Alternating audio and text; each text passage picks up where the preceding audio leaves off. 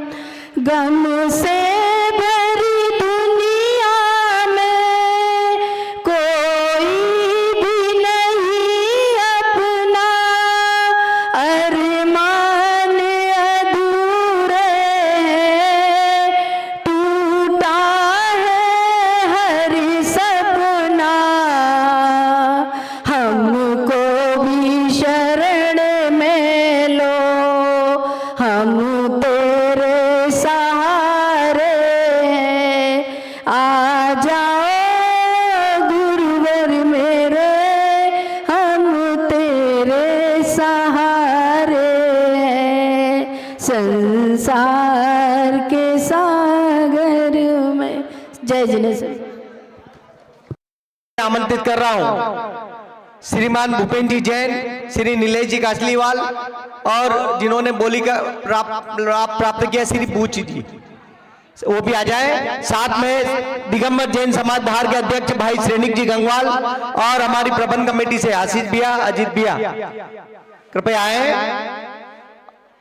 और रामासा मंदिर ग्रुप के अध्यक्ष जो भी हैं कृपया वो आए और दीप प्रज्वलन कर आज की धर्म सभा का शुभारंभ करें। भाई श्रेणिक। ज्ञान की गंगा बहाते चलो, ज्ञान की गंगा बहाते चलो, राह में आए जो दीन दुखी सबको गले से लगाते चलो, सबको गले से लगाते चलो। बोलिए उपाध्याय श्री मंथन सागर जी महारानी राज की जय। नमोस्तु गुरुदेव, नमोस्तु गुरुदेव, नमोस्तु। शास्त्र भेंट करने का भी सौभाग्य आपको। और भाई सैनिक गंगा और ग्रुप के अध्यक्ष और मल्लारगंज से जो भी आए हैं, हाँ, और जो भी धार की बहू है कृपया वो आए। गुरुदेव के पाद प्रक्षालन में जल आप चढ़ाएंगे और पाद प्रक्षालन वो करेंगे। मैं समझाऊं जितना भी से समझाऊं उतना ही मचल जाए। गुरु मुझे धूल जो मिल जाए, चरणों की रज पाकर तकदीर बदल जाए। ये मन बड़ा प्रक्षालन के बाद भूपेन भैया आकर सभी जो इंदौर से हमारे पधारे भूपेन भैया के साथ में जो भी समाज ग्रुप के अध्यक्ष हैं वो भी आ जाएं और गुरुदेव को शास्त्र भेंट करेंगे। मेट दो जिनवाणी जगमई, हमारी माँ जिनवाणी थारी थी, थारी तो जय जय। जय बोलो जिनवाणी माता। कागदीपुरा छोटा महावीर जी के नाम से प्रसिद्ध यह अतिशय क्षेत्र, जहां भी भूगर्भ से प्रतिमाएं निकलती हैं उसको अतिशय क्षेत्र के नाम से जाना जाता है। जहां कोई चमत्कार हो जाते हैं उसको चमत्कारिक क्षेत्र कहते हैं। जहां पर तीर्थंकरों ने जन्म ले लिया वो जन्म भूमियां कहलाती हैं। जहां भगवान का मोक्ष हो जाता है वो सिद्ध भूमियां कहलाती हैं। ऐसा ही अतिशय क्षेत्र काकदीपुरा क्षेत्र जहां पर आप वंदना करने आए हैं, दर्शन करने के लिए आए हैं। ये अतिशय चित्र बना किससे? महावीर भगवान के जिन बिंब से। क्या महावीर भगवान का जिन बिंब अंदर ही अंदर बन गया? विचारणी विषय सोचना, अंदर ही अंदर बन गया क्या महावीर भगवान का जिन बिंब? अपने आप निर्मित हो गया? नहीं ना। फिर हमारे पूर्वजों ने ही विराजमान किए थे। हमारे पूर्वज जो पीढ़ी दर पीढ़ी जो यहाँ पर हुए होंगे उन्होंने ही भगवान को विराजमान कराया था। और इसके अवशेष भी आपको सामने नजर आते हैं। मंदिर का जो द्वार है वो द्वार आज भी सामने नजर आता है कि यहाँ पर उस समय उस सदी में आज से 750 साल पहले क्या विशाल जिनालय रहा होगा। आज वो मंदिर नहीं रहा, लेकिन वो जिनबिंब आज भी हमारे बीच में फिर से नया मंदिर बनकर यहाँ पर विराजमान होने को तैयार है। आज वर्तमान में लोग कहते हैं जगह जगह मंदिर बन रहे हैं, जगह जगह प्रतिमाएं विराजमान की जा रही हैं। क्या होगा इन प्रतिमाओं का? अब से करने वाले तो बसते ही नहीं है, अब से करने वाले तो है नहीं है। क्या जरूरत है मंदिर बनवाने की? क्या जरूरत है प्रतिमा विराजमान करने की? लोगों की धारणाएं हैं। ऐसे ही अगर 750 साल पहले हमारे पूर्वजों ने सोचा होता कि क्या जरूरत है मंदिर बनाने की, क्या जरूरत है प्रतिमा विराजमान करने की, तो आज हमारे सामने ये महावीर भगवान नहीं होते। आज हमारे बीच में ये महावीर भगवान है तो हमारे पूर्वजों ने सोचा था भगवान की बिंब विराजमान करने का। उन्होंने विचार किया था यहाँ पंच कल्याण करवा के मंदिर बनवाया होगा और जिन भगवान की प्रतिमा को विराजमान किया होगा।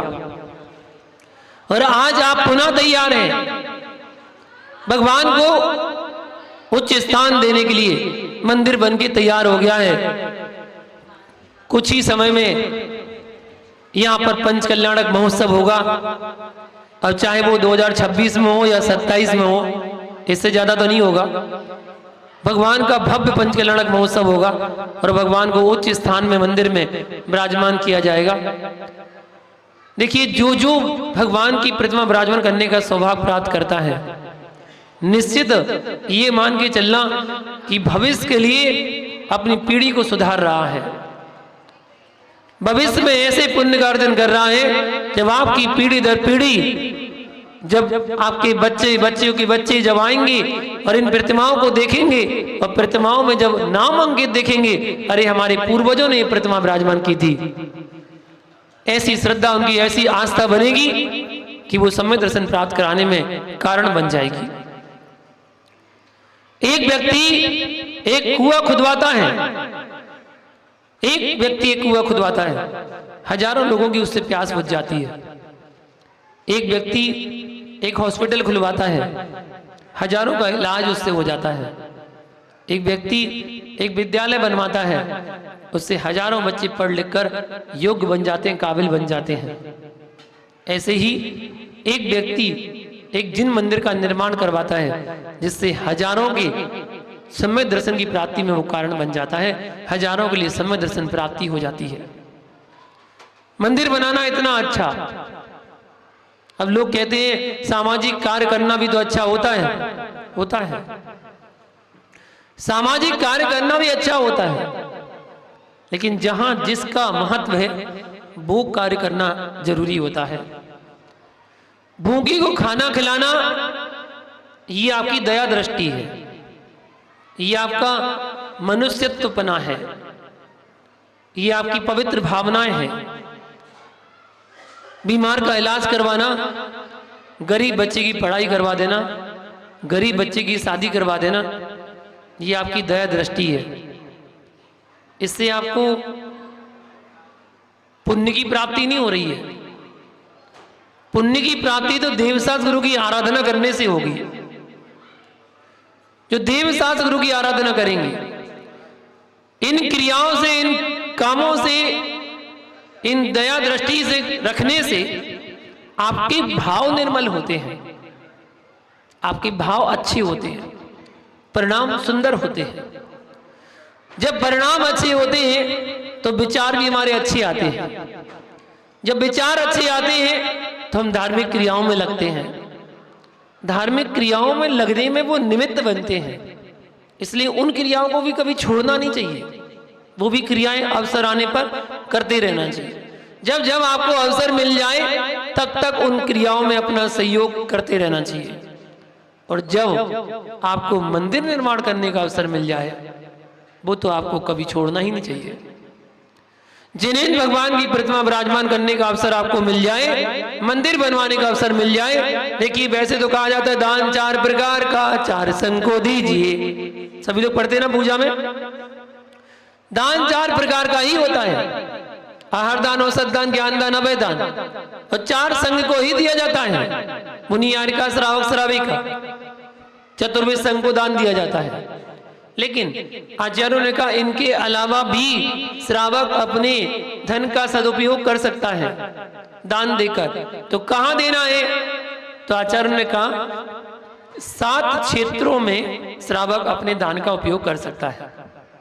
7 क्षेत्र। सबसे पहला क्षेत्र मालूम कौन सा है?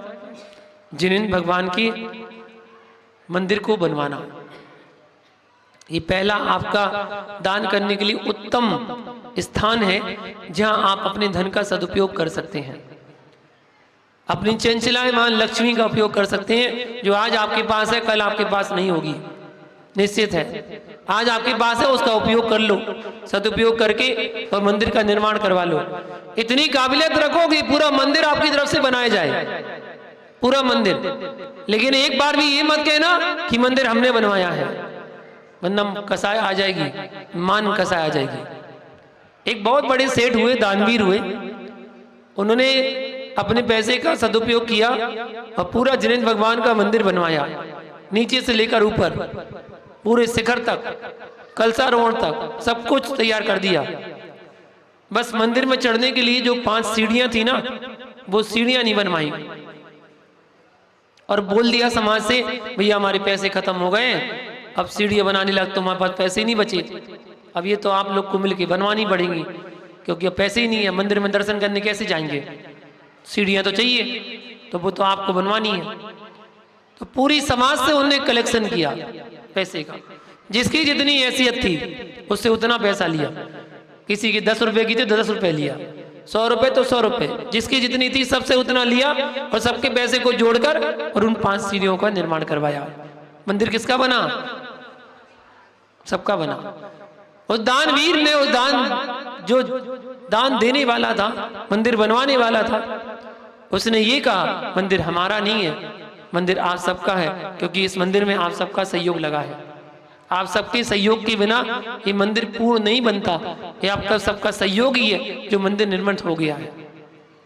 व्यक्ति चला जाता है लेकिन मंदिर शाश्वत रह जाता है। जिन भगवान की प्रतिमाएं शाश्वत रह जाती हैं, उनके निमित्त से होने वाले दर्शन, ज्ञान, चारित्र शाश्वत रह जाते हैं। सेठ पाहिल का नाम सुना होगा। एक सेठ पाहिल हुए और एक सेठ और हुए जिन्होंने अपने समय में 1548 ईस्वी में, संवत में, विक्रम संवत 1548 में लगभग 1 लाख प्रतिमाओं की प्रतिष्ठा करवाई थी। 1 लाख प्रतिमाओं की प्रतिष्ठा करवाई और उन प्रतिमाओं को पूरे भारत में जगह जगह, गांव गांव जाकर विराजमान करवाई। कैसा पुण्यात्मा धर्मात्मा जीव होगा वो, जगह जगह प्रतिमाओं को विराजमान करवाया। आप होते तो क्या कहते? बोले पागल, 1 लाख प्रतिमाएं विराजमान करवा रहा है। सोचो आज उसका नाम अमर हो गया है।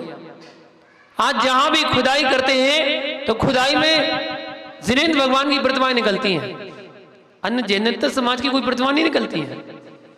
90% अगर कोई प्रतिमा निकलती है तो दिगंबर मूर्ति ही निकलती हैं, क्योंकि हमारे पूर्वजों ने इतनी मंदिर, इतनी मूर्तियां विराजमान करवाई थी कि वो आज खुदाई में निकलती हैं। और जब खुदाई में निकल आती हैं तो वो अतिशय क्षेत्र बन जाता है, क्योंकि जितनी प्राचीन प्रतिमा होती जाती है उतनी उसमें अतिशय चमत्कार और आकर्षण बढ़ता चला जाता है। आप देखिए 750 साल प्राचीन प्रतिमा और क्या आपको अपनी ओर आकर्षित करती है, आपको अपनी ओर खींचती है। जो एक बार यहाँ पर काकदीपुरा दर्शन करने आ जाए वो दोबारा पुनः अपने आप लौट कर जरूर आएगा।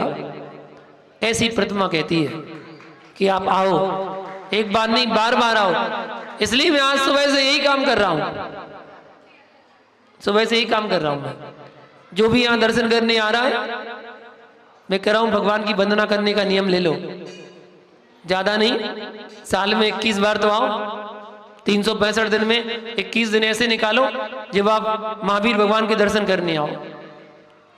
मैं तो कहता हूं हफ्ते में एक बार आना चाहिए कम से कम, साल में 52 बार आओ। अरे 52 बार नहीं आ सकते तो कम से 21 बार तो आओ, और 21 बार नहीं आ सकते तो कम से कम चलो 12 बार आओ, महीने में एक बार तो आओ। आप आस पास के पड़ोस में रहने वाले बगड़ी के, धार के और मांडव के, इंदौर के, ये सब पड़ोसी कहलाते हैं। आप तो पड़ोसी हैं, आपको सौभाग्य मिला है।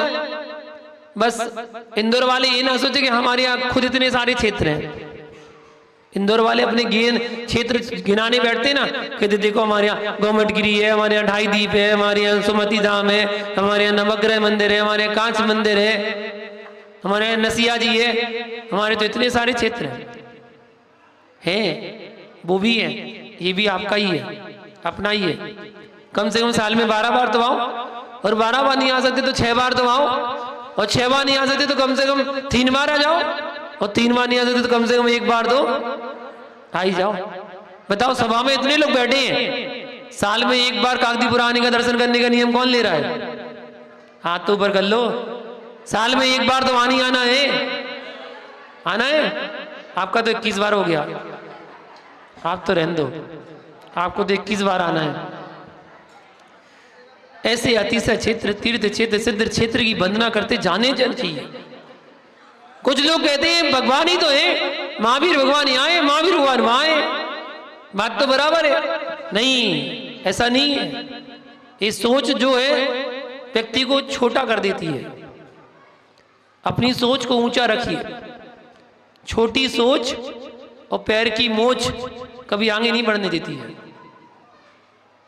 छोटी सोच और पैर की मोच आगे नहीं बढ़ने देती है। ऊंची सोच को रखो और पैर को अच्छा रखो, तभी आगे बढ़ पाओगे, वरना वहीं ठहर जाओगे, रुकना पड़ जाएगा। इसलिए आगे बढ़ते जाओ। हम जहां जाते हैं वहां की बरगणाओं को इकट्ठा करते हैं। एक बात बताइए, सब में से दर्शन करने गए, कितनी बार गए? सब लोग हुआ है? बहुत बढ़िया, सब लोग हुआ है, कोई रह तो नहीं गया? अपने जीवन काल में सब में से की यात्रा ऐसा कोई श्रावक है जिसने नहीं की हो अभी तक? सबने कर ली? बहुत बढ़िया, आप सब पुण्यात्मा जीव हैं। जिसने सब में से क्षेत्र की वंदना कर ली वो पुण्यात्मा जीव है। क्यों? हमारे आगम में लिखा है कि जिसका नरक गति या त्रिंज गति का बंद हो चुका है वह व्यक्ति सम्मित शिखर की यात्रा नहीं कर सकता, और वह व्यक्ति दिगंबर मुनिराज को अपने हाथों से आहार दान नहीं दे सकता। इसलिए मैं सबसे कहता हूं, महीने में 1 बार मुनिराज को आहार देने चले जाओ, और साल में 1 बार सम्मित शिखर की वंदना करने चले जाओ अपनी परीक्षा लेने के लिए। इससे अपनी परीक्षा ले लेना कि अभी तक आई एम सेफ, मैं सेफ हूं, मेरा दुर्गति में बंद नहीं हुआ। ये आपकी परीक्षा है, इसलिए अपनी परीक्षा लेने के लिए जरूर जाया करो। सम्मित शिखर की वंदना और मुनिराजों को आहार दान, ये आपका पुण्य है। आप पुण्यशाली जीव हैं कि आपने सम्मित शिखर की वंदना कर ली है और मुनिराजों को आहार दान देते रहते हैं, उनकी बरगणाओं को इकट्ठा करते रहते हैं। एक बार आप सम्मित शिखर जाते हैं, बताओ दोबारा जाने का मन करता है कि नहीं? वाह, अच्छा 2 बार हुआ है, बार जाने का मन करता है कि नहीं? भले किसी कारण से न जा पाओ, किसी मजबूरी के कारण नहीं जा पाओ, मन तो करता है। जो 1 बार भी नहीं गया उसकी बात अलग है, क्योंकि उसने वहां का आनंद लिया ही नहीं। जिसने वहां का आनंद नहीं लिया उसकी बात नहीं कर रहा हूं, उसका मन करे ना करे वो तो उसकी बात है, लेकिन जो एक बार सम्मित से घर चला गया वो दोबारा बार बार उसका जाने का मन जरूर करेगा, क्योंकि वहां की बरगड़ाएं उसको अपनी ओर खींचती हैं। ऐसे ही ये कागदीपुरा क्षेत्र आपके लिए बुलाता है। आपने दर्शन नहीं किए तो समझ में नहीं आता कुछ, लेकिन जब एक बार आप कागदीपुरा मंदिर दर्शन करने आ गए और महावीर भगवान की जिन बिंब को देख लिया, निहार लिया, आप पलक दृष्टि से दर्शन कर लिए, तो निश्चित आप दोबारा यहाँ पर आप भी आएंगे और अपने परिवार वालों को भी लाएंगे और अपने रिश्तेदारों को भी दर्शन जरूर कराएंगे, निश्चित कराएंगे, क्योंकि वो प्रतिमा, वो बिंब आपको अपनी ओर आकर्षित करती है, खींचती है। तो अतिशय क्षेत्र, तीर्थ क्षेत्र, सिद्ध क्षेत्र, यहाँ की जो वर्गणाएं हैं, वाइब्रेशन है, वो आपको अपनी ओर खींचकर आपके परिणामों को निर्मल बनाती है। हर बिंब में एक अपना आकर्षण होता है। आप खुद अनुभव करना, कभी कभी किसी मंदिर में जाकर आपको ऐसा लगता है थोड़ी देर और बैठ जाओ, थोड़ी देर और बैठ के जाते हैं, अच्छा लग रहा है, बहुत अच्छा लग रहा है, मन शांत हो रहा है, आपका बैठने का मन करेगा। वो वहां की प्रतिमाओं की वाइब्रेशन आपको खींच रही है। और कहीं आपको ऐसा लगेगा बस चले, दर्शन कर लिए, चलो चलते हैं, तुरंत भागने का मन करता है। ऐसा क्यों? क्योंकि वहां की वाइब्रेशन आपको खींचती है। आप धार के मंदिर में जाओ, धार के मंदिर में तीनों प्रतिमाएं, तीनों वेदियां हैं, 3 मंजिल मंदिर और तीनों वेदियां बनी हुई। जिन्होंने धार के दर्शन नहीं किए, एक बार धार के दर्शन जरूर करना। बाकी 3 वेदी हैं और तीनों वेदी में प्राचीन मूर्तियां विराजमान हैं। 750 साल प्राचीन मूर्ति, 800 साल प्राचीन मूर्ति, और मध्य में आदिनाथ भगवान जिनालय, जहां 1000 साल प्राचीन प्रतिमा विराजमान है। शांतिनाथ भगवान मूल नायक, नेमिनाथ भगवान की 3 जिनबिंब और पारसनाथ भगवान का जिनबिंब नीचे वाली फ्लोर में विराजमान है, और ऊपर वाली फ्लोर में मुनीश्वरनाथ भगवान की 800 साल प्राचीन प्रतिमा विराजमान है। तीनों वेदी में प्राचीन प्रतिमाएं विराजमान है, और तीसरी वेदी में तो प्राचीन प्रतिमाओं की गिनती नहीं है, इतनी प्रतिमाएं विराजमान है, प्राचीन प्रतिमाएं। तो वह धार का जो दिगंबर जैन मंदिर है वो भी किसी अतिशय क्षेत्र से कम नहीं है। अगर उसको हम अतिशय क्षेत्र घोषित करें तो कोई बड़ी बात नहीं होगी, कोई अतिशयोक्ति नहीं होगी। जहां पर प्राचीन जिनमें विराजमान हो जाते हैं वो स्वतः ही अतिशय क्षेत्र बन जाता है।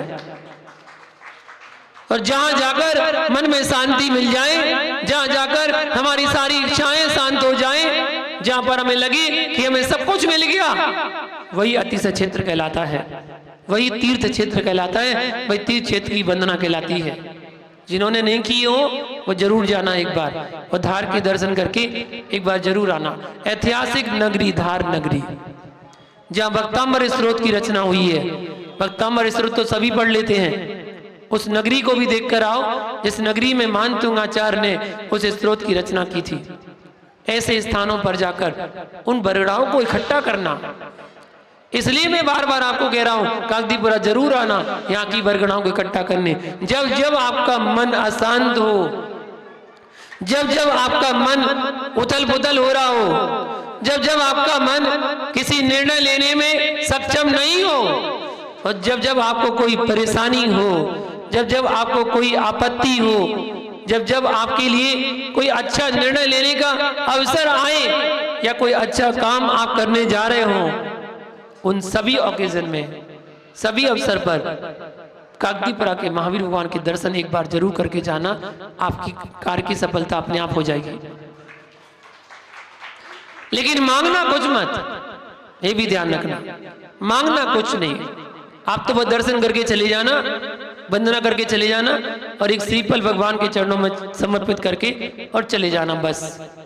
ये आवश्यकता नहीं है इसकी, जो ये बांस पर बांधे जा रहे हैं, इसकी आवश्यकता नहीं है।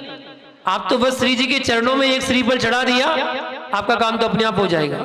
आपको किसी से कुछ कहने की जरूरत नहीं है, क्योंकि हमारे भगवान तो ऐसे है, बिन मांगे मोती मिले और मांगे मिले ना भीख। एक भिखारी भीख मांगता है, दे दे दे दे दे दे, लोग उससे क्या कहते हैं, चल भाग यहाँ से, ऐसे कहते हैं। वो मांगता है ना, इसलिए उसको कहते हैं भाग यहाँ से। और बिन मांगे मोती मिले, और मुनिराज तो अपनी अंजलि बनाते हैं, मांगते नहीं किसी से, कि दे दे, मांगते नहीं है। इसलिए लोग क्या करते हैं, ले लो ना, ले लो ना मुनिराज, ले लो ना, एक गिलास ले लो ना, हमसे नहीं लिया, ले लो ना। जो मांगता है उसको मना कर दिया जाता है, और जो मांगता नहीं है उसको मना कर दिया जाता है। मना कर दिया जाता है, ले लो ना मुनिराज, ले लो ना। आपको भी मना कर दिया जाएगा अगर आप मांगेंगे नहीं तो। आप मांगो मत, आपको मना कर दिया जाएगा। ले लो, छप्पर फाड़ के मिलेगा, लो ये भी लो, यहां से भी लो, वहां से लो, चारों तरफ से मिलेगा, सब कहां से मिलेगा, बस मांगना मत। मांगने वाला कौन होता है, भिखारी होता है। अपन भिखारी नहीं है, महावीर भगवान की वंशज है, और महावीर भगवान की वंशज कभी किसी के सामने हाथ फैलाती हुई नजर नहीं आती है। पूरे भारत में जाके ढूंढ लेना, सर्च कर लेना, कोई जैन भिखारी नहीं मिलेगा, कोई जैन भिखारी नहीं मिलेगा, भीख मांगते नहीं मिलेगा। अन्य सब मिल जाएंगे, लेकिन जैन कभी भीख मांगते हुए नहीं मिलेगा। यही तो हमारे वंशज की उपज है, हम महावीर भगवान के वंशज, इसलिए कभी किसी के सामने हाथ फैलाने की आवश्यकता नहीं है, ना ही अपने भगवान के सामने, ना अपने गुरु के सामने, किसी के सामने हाथ मत फैलाओ। आप तो अपना पुरुषार्थ करो, भक्ति करो भगवान की, आपको सब कुछ मिलेगा, सब कुछ मिलेगा। कोई चीज की आवश्यकता आपको कमी रह ही नहीं जाएगी अगर आपने बिन मांगे भगवान की भक्ति की, निस्वार्थ भावना से भक्ति करे जाइएगा, और साथ ही साथ पुण्य का अर्जन कराते जाइएगा। अगर आप दर्शन भी कर रहे हैं तो भी पुण्य का अर्जन कर रहे हैं, अगर आप अभिषेक पूजन पाठ कर रहे हैं तब भी आप पुण्य का अर्जन कर रहे हैं, अगर आप कोई भी धार्मिक क्रिया कर रहे हैं उन सब से आप पुण्य का अर्जन ही करते जा रहे हैं। अपने पुण्य को बढ़ाते जाइएगा, आपके सारे काम हो जाएंगे। बस एक सूत्र याद रखना, भगवान कुछ करते नहीं, भगवान के बिना कुछ होता नहीं, निमित्त कुछ करता नहीं, और निमित्त के बिना कुछ होता नहीं। भगवान कुछ करते नहीं, भगवान के बिना कुछ होता नहीं। ये कुछ नहीं करेंगे, ये तो हाथ पे हाथ रख के बैठे, कोई काम धाम तो है नहीं है। ऐसे बोलते ना घर में ऐसे बोलते ना, जब घर का सदस्य कोई काम नहीं करता ना, बोले काम धाम तो है नहीं है, हाथ पे हाथ रख कर बैठे हैं, निटल्ला कहेंगा, निकम्मा कहेंगा, ऐसे बोलते हैं घर पे। इन्हें भी कोई काम धाम नहीं है, ये भी हाथ पर हाथ रख के बैठे हैं। इसलिए मालूम आचार्य नेमिचंद मुनिराज ने इनको भी कह दिया निकम्मा। क्या कहा, निकम्मा। कैसे है ये, निकम्मा है। देख लेना द्रव्य संग्रह ग्रंथ की 14वीं नंबर गाथा में लिखा है निकम्मा। बस उसका अर्थ मालूम क्या है, जो निष्कर्म हो गए हैं, जो कर्मों से रहित हो गए हैं, वो निकम्मा। आपको होना है निकम्मा, होना है। बताओ कौन कौन निकम्मा होना चाहता है। वाह, होना तो सब चाहते हो, लेकिन वैसे ऐसे काम तो करते नहीं हो। वैसे काम भी तो करो, निकम्मा बनने के लिए बहुत कुछ करना पड़ता है। नहीं, सही बताऊं, निकम्मा बनने के लिए कुछ नहीं करना पड़ता है। निकम्मा बनने के लिए कुछ नहीं करना पड़ता है, सच्ची बता रहा हूं।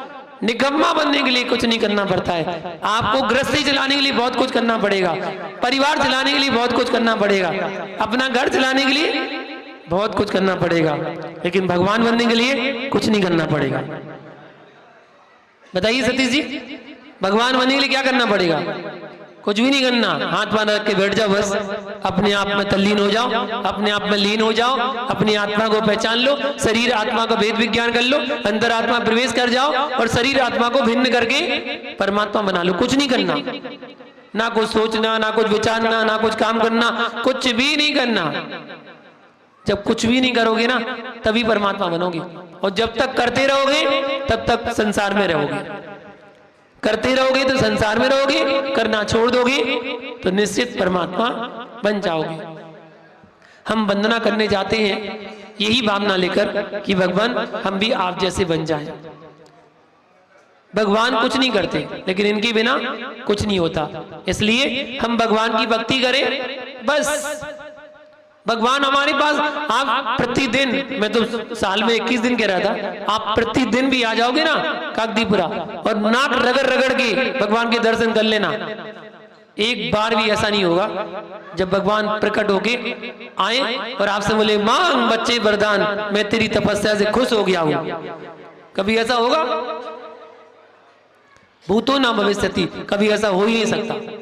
हमारे भगवान कभी किसी को वरदान नहीं देते, हमारे भगवान कभी किसी को श्राप नहीं देते, ना वरदान ना श्राप। जो किसी का अच्छा और किसी का बुरा करे वो भगवान नहीं होता, वो तो इंसान होता है, आम आदमी।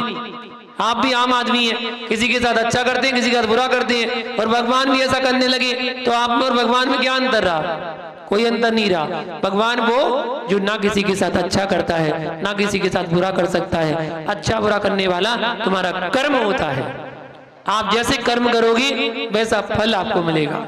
आप मंदिर में आए, भगवान आपको कुछ नहीं देने वाले, लेकिन इनके बिना कुछ नहीं मिलने वाला। इनके पास आओगे पुण्य का अर्जन करोगे, जब जब आओगे पुण्य का अर्जन करोगे, जो जो भक्ति करोगे वो पुण्य का अर्जन करोगे, और वो पुण्य धीरे धीरे जुड़ता चला जाएगा। एक दिन पुण्य उदय में आएगा और आपके सारे काम अपने आप हो जाएंगे। किन्ने करे? इनने करे क्या? नहीं, ये किन्ने इनने समझ में आ रही है कुछ?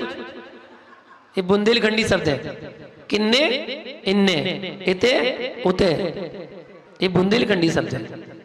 इन्होंने नहीं किया कुछ, लेकिन इनके बिना कुछ नहीं हुआ। अगर ये नहीं होते तो दर्शन किसके करते, अभिषेक किसके करते, पूजा पाठ किसके करते? इनके निमित्त से किया। ये निमित्त है, इनके निमित्त से हम पूजा पाठ कर पा रहे हैं, पुण्य का अर्जन कर पा रहे हैं। वो पुण्य ही हमारे सारे काम बनाएगा।